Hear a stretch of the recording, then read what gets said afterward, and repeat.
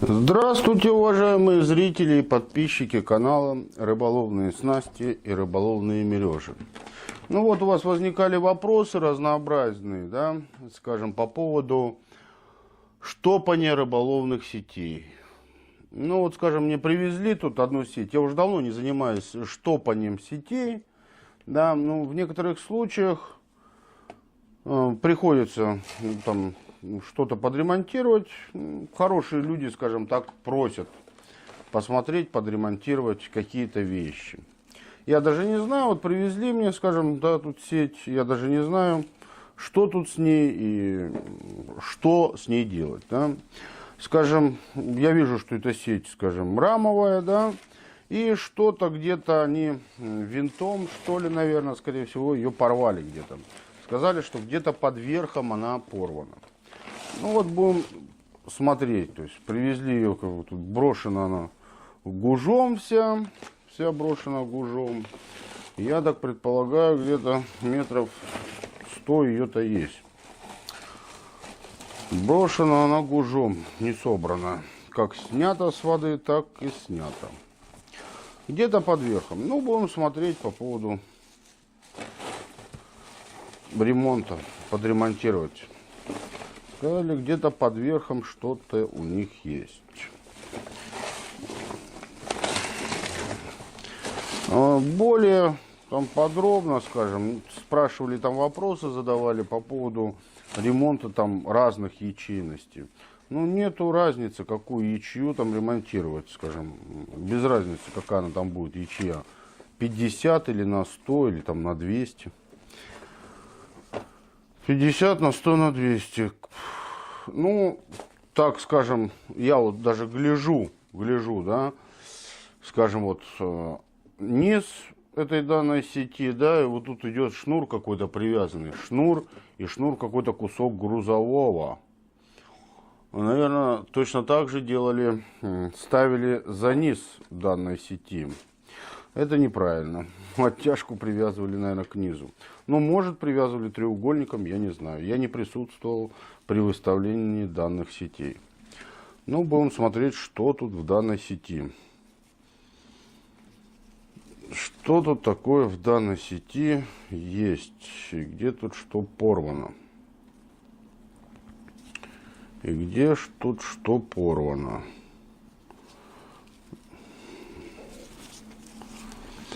Задето винтом.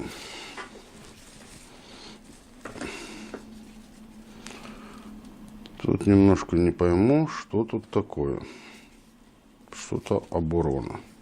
Что-то где-то оборвано. Сейчас подраспутаем. Подраспутали. Сказали, что верхний шнур где-то оборван. Будем смотреть поверху.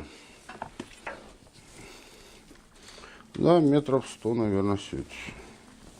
Вот уже тут дырочки есть в ней. Вот дырка. Не знаю, правда, про какую, про эту дырку. Вот дырочка тут в ней есть. Присутствует, да. Я говорю, что я давно уже не ремонтирую сети, потому что проще их сменить, чем заштопать. А, вот порвано. Да, порвана винтом. Вот видите, данная сеть, вот она порвана, вот здесь. Скорее всего, это место и есть. Смотрим, что тут на данной сети. Поплавок отдельно один, да. Ага. То есть, да, вот что-то вырвано винтом, что-то попало, видно, под винт, у них эта сеть. Или каким-то образом, да. Ну, петли здесь целые. Ну да, здесь непосредственно я смотрю, то есть просто добавить петли здесь целые петли. Штопать здесь не надо. Отремонтировать именно этот верх. Только отремонтировать верх. И набрать. Да, то есть здесь добавить шнура, можно любого шнура, можно не патента шнура, но мы добавим патент. Здесь стоит, по-моему, 22 патент, 22 патент.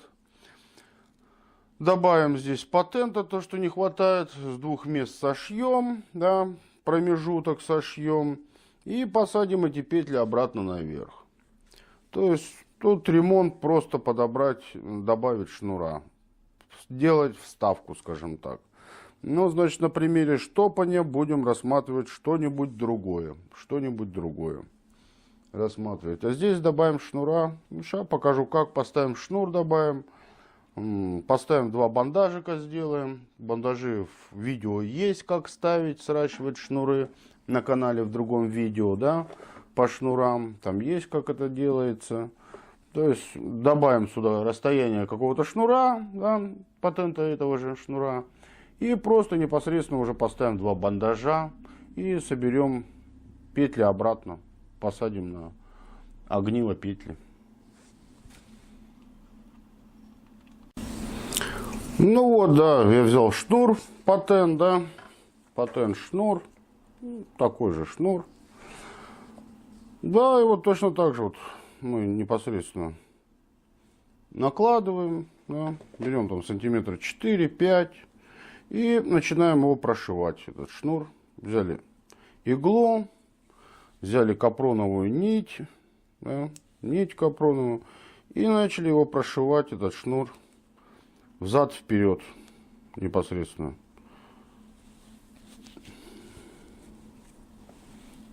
Прошиваю этот шнур.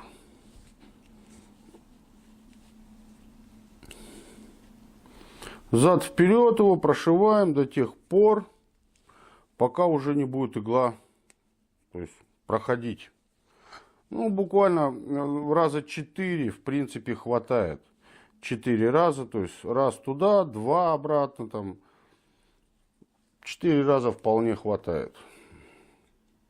Если кто пользовался этим шнуром, скажем, да, но он прошит, у кого если добавочный этот шнур с производства даже идет, он там прошит намного меньше прошит. Скажем, там всего 2 раза он прошивается, в одну и во вторую сторону, и все. Если кто-то пользовался этим шнуром, там брал большой размотки эти шнуры. Ну или большой, или маленькой размотки, без разницы. Там бывает, что шнур этот стыкуют, и стыкуют его 2 раза.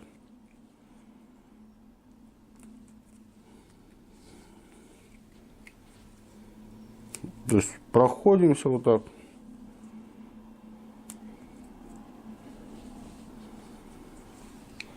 То есть 2 раза прошли уже. Ну, еще пройдемся.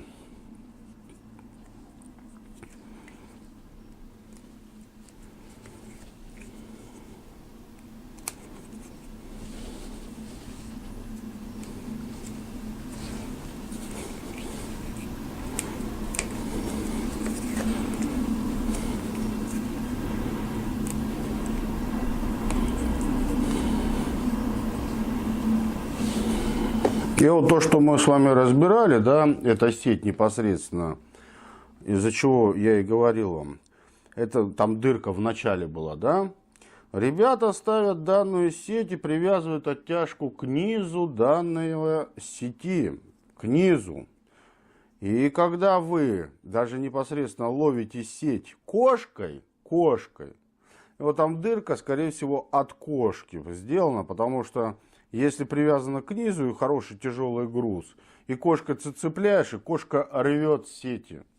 Если бы оттяжка кверху привязывается, да, оттяжка кверху сети, то дырки от кошки не будет. Дырки от кошки не будет. А когда к низу отгружена сеть, и тяжело тащить, и кошкой подрываешь сети. Ну вот 4 раза мы прошлись, там вполне, в принципе, хватит. Но, я говорю, можно прогонять непосредственно уже это все прогонять до того, чтобы игла уже не смогла проходить. Это более будет уже скрутка побольше. Да, теперь посмотрим, замеряем расстояние, которое нам необходимо расстояние. Можно взять линейку, померить, к примеру. Здесь у нас 2 сада, да, скажем, от рамы идет. 2 сада. И с этой стороны, и с этой стороны, и с этой стороны у нас идет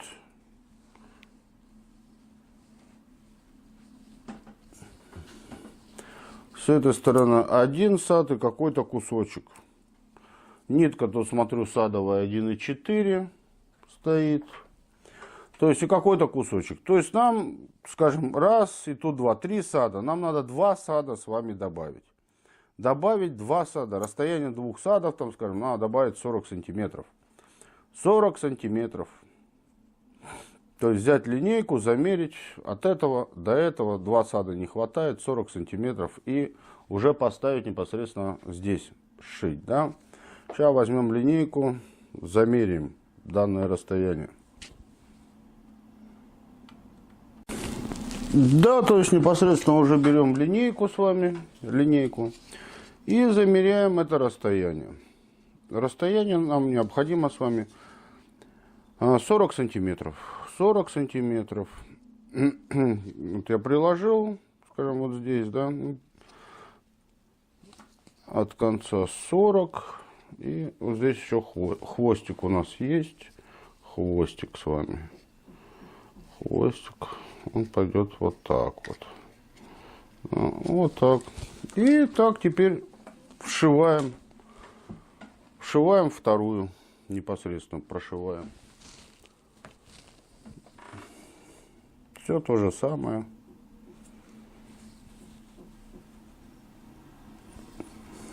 Также прошиваем этот шнур. Потом подрезаем.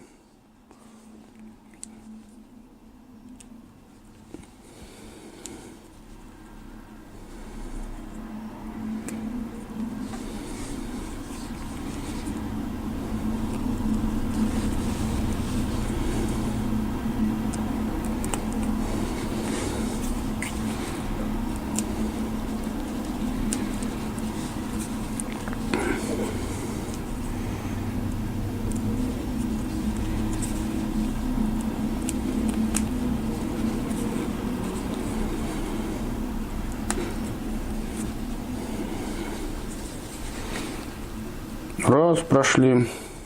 Во вторую сторону идем. То есть вот таким образом мы отремонтируем с вами сеть, верхний шнур рыболовной данной сети.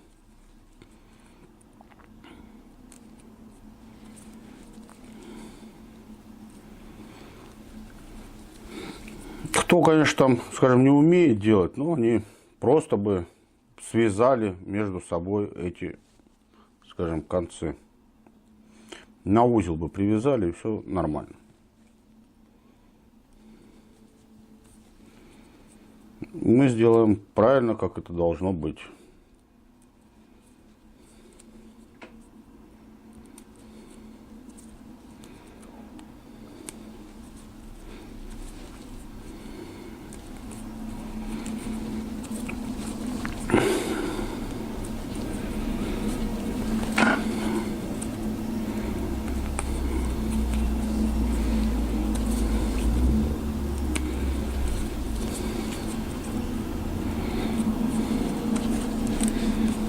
Ну вот мы с вами уже прошлись. Да. Все, здесь уже подрезаемся. Обрезаем. Здесь шнур мы тоже обрезаем, да, которые использовали. И здесь теперь ставим 2 бандажа. Как бандажи мы знаем уже ставить, да, видео есть, представлено на канале. Но еще раз разберем. То есть сюда под палец, чтобы расстояние проходило, игличка, да, потом вошла. Если не войдет, можно подрезать, если не войдет. И теперь просто вокруг шнура начинаем наматывать. Даже первый узелочек вокруг можно веревки, да, сделать. Первый как бы узелочек. И теперь кому как удобно. или через право влево, или через лево вправо, там, скажем, ну, грубо говоря, по часовой или против часовой стрелки. Мы это все наматываем. Плотно наматываем, кому как удобно, говорю, в какую сторону. Начинаем просто наматывать плотно, чтобы нитки ложились, нитка ложилась рядышком, кольцами вокруг.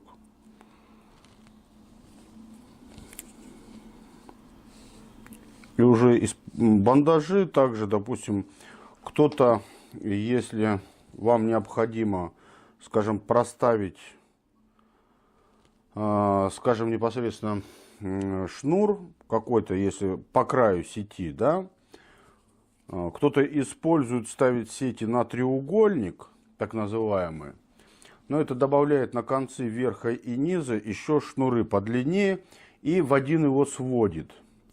То в этом случае, кто применяет такой способ как бы постановки рыболовных сетей, то там продевается шнур, не нить в бок, как мы с вами продевали нить, а продевается шнур непосредственно. И шнур тогда тоже крепление сшивается, ставится на бандаж, если это плетеный шнур, ставится на бандаж, и веревка уже опускается вниз, да, более толстый, там, скажем. Если вы со шнура применяете там пятерка, к примеру, ставите вверх пятерку на поплавок, к примеру, ну если даже вот такой шнур, к примеру, финский патент, то там буквально, скажем, 2-3 миллиметра туда шнур добавляете. То есть также ставите на бандаж и прогоняете вниз ее, да, и там также вы сшиваете и добавляете на бандаж.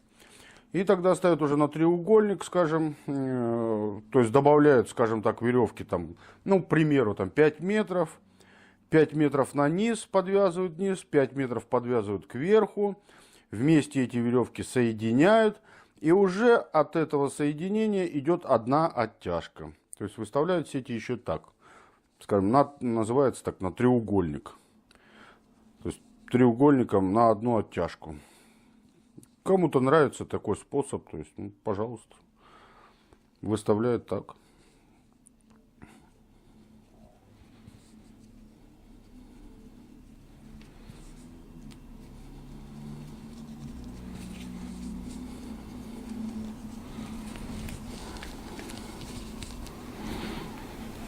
Просто кто не видел или пропустил данное видео, скажем, по установке бандажа, да, ну вот еще раз просто разберем.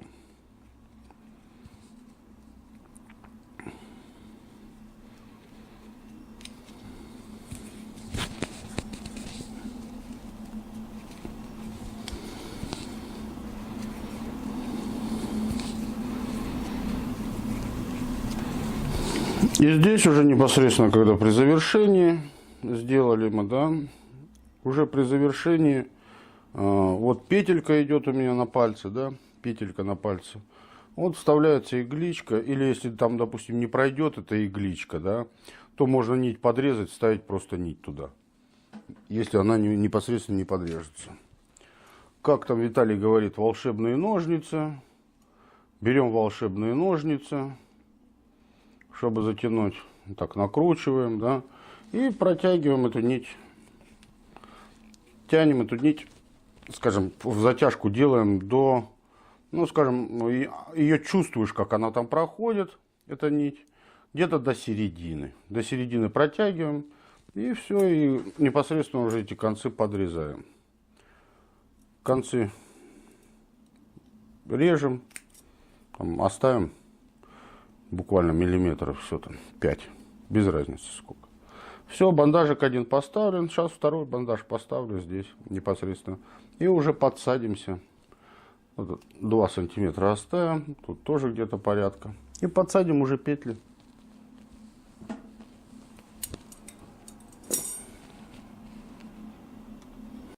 Ну вот, 2 бандажа я поставил, 2 бандажа. И теперь сад, посмотрим, сколько тут по ячеям. 2, 4, 5, по 5 ячей где-то, да? Будем добавлять здесь сад непосредственно. Как добавить нитку, да, вы уже знаете, видеоролики есть представлены на канале, как добавить сюда, да, чтобы садить. Затянули 5 ячей.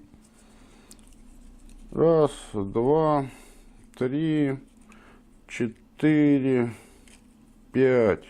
5 ячей. Тут также, чтобы, допустим, уже сделать пенек, да, пенек. Ну, надо или натянуть вот это полотно на крюк, так, вот так повесить, да, и тогда создастся уже пенек, да. Просто вот повесить его сюда.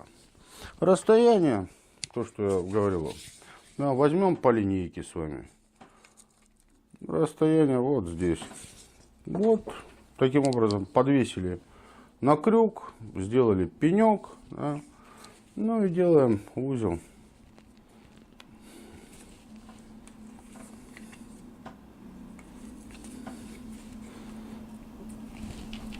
Сделали узел. Все, одеваем следующие. Раз, два, три, 4, 5. Одели эти 5 ячей. Ну и точно так же подвесим полотно на крюк. Создадим пенек. И сделаем узлы.